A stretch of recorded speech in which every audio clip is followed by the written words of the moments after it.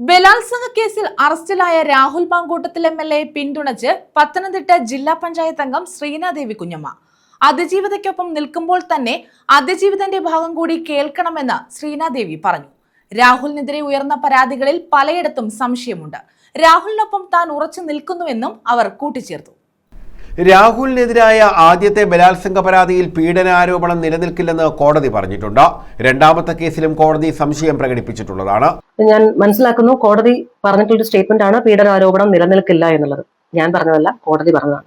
അപ്പൊ അങ്ങനെ കോടതി ചൂണ്ടിക്കാട്ടിയിട്ടുണ്ടെങ്കിൽ നമ്മൾ അത് ശ്രദ്ധിക്കേണ്ട വിഷയമാണ്. രണ്ടാമത്തെ കേസിൽ രണ്ടാമത് ബാംഗ്ലൂരോ മറ്റോ ഉള്ള ഒരു പരാതി, ആ പരാതിയുടെ അടിസ്ഥാനത്തിൽ വന്ന കേസിലും മനസ്സിലാക്കേണ്ടത് പരാതിയിൽ സംശയം പ്രകടിപ്പിച്ചിട്ടുണ്ട് കോടതി. അവിടെയും നമ്മൾ കോടതിയുടെ സംശയങ്ങൾ പാടില്ല, ശ്രദ്ധിക്കപ്പെടേണ്ട കാര്യങ്ങളാണ്. മൂന്നാമത്തെ പരാതിയിൽ പെൺകുട്ടി ഉപദ്രവിക്കപ്പെട്ടു എന്ന് കേൾക്കുമ്പോൾ വേദനയുണ്ട്. എന്നാൽ പീഡനത്തിനു ശേഷം പ്രതി ചെരുപ്പ് വാങ്ങി നൽകിയെന്നും ഫ്ളാറ്റ് വാങ്ങാൻ ശ്രമിച്ചു എന്നുമുള്ള മൊഴികൾ സ്വാഭാവികമായും സംശയം തോന്നിപ്പിക്കുന്നുണ്ട്. പിന്നെ മൂന്നാമത് ഇപ്പോൾ വന്നൊരു പരാതി, ഇപ്പൊ ലേറ്റസ്റ്റ് ആയിട്ട് ഇപ്പോൾ അറസ്റ്റിലേക്ക് നയിച്ചൊരു പരാതി എന്ന് പറയുന്നത്, നമുക്കിവിടെ പ്രശ്നം ഒരു ആളെ ഒരു ചൂഷണം ചെയ്യുന്നതിലേക്ക് അല്ലെങ്കിൽ പീഡിപ്പിക്കുക എന്ന് പറയുന്ന ഒരു പദപ്രയോഗം നമ്മൾ ഉപയോഗിക്കുന്നു.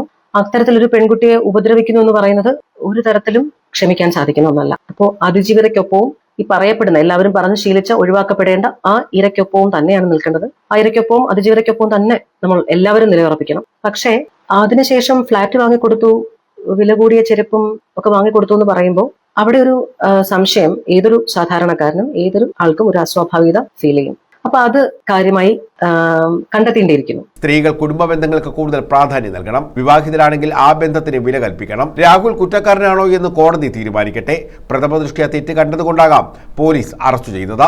മാധ്യമങ്ങൾ ഇല്ലാത്ത കഥകൾ പടച്ചുവിടുന്നുണ്ടോ എന്ന് പരിശോധിക്കണം. മാധ്യമങ്ങളെ സംബന്ധിച്ച് ഒരു നല്ല റേറ്റിംഗ് കിട്ടും എന്നുള്ളത് കൊണ്ട് ഇത്രയധികം പ്രാധാന്യം, ഉറപ്പായിട്ടും പ്രാധാന്യം കൊടുക്കേണ്ട വാർത്തയാണ്. കാരണം നിയമസഭ സാമാജികൻ ജനപ്രതിനിധി പ്രാധാന്യം കൊടുക്കണം. പക്ഷെ പ്രാധാന്യം കൊടുക്കുമ്പോൾ ഇത്രയധികം രീതിയിൽ കഥകൾ മെനയുമ്പോൾ എല്ലാ കഥകൾ പറയുന്നുണ്ടോ എന്ന് റിപ്പോർട്ടർമാർ ശ്രദ്ധിക്കണം. തങ്ങൾ ഫോഴ്സ് ചെയ്യപ്പെടുന്നില്ല കുറച്ച് കഥകൾ കൂട്ടി പറയാൻ എന്നുണ്ടോ എന്നൊക്കെ ശ്രദ്ധിക്കണം. ചില ചാനലുകൾക്ക്, റിപ്പോർട്ടർ ചാനൽ പോലെയുള്ള ചില ചാനലുകൾ അജണ്ട വെച്ച് തയ്യാറാക്കി രാവിലെ തൊട്ട് നടത്തുന്ന ഈ കഥാപ്രസംഗത്തിലൊക്കെ വാസ്തവവും വസ്തുതയും എത്രത്തോളം കടന്നു കയറുന്നുണ്ട് എന്നുള്ളത് ബോധ്യപ്പെടാൻ ശ്രമിക്കണം. അതിജീവിതന്മാർക്കൊപ്പം നിൽക്കാനാണ് താൻ ആഗ്രഹിക്കുന്നത്. നേരത്തെ CP വിട്ട് കോൺഗ്രസ് എത്തിയ ശ്രീനാദേവി മുമ്പും രാഹുലിനെ പിന്തുണച്ചിരുന്നു.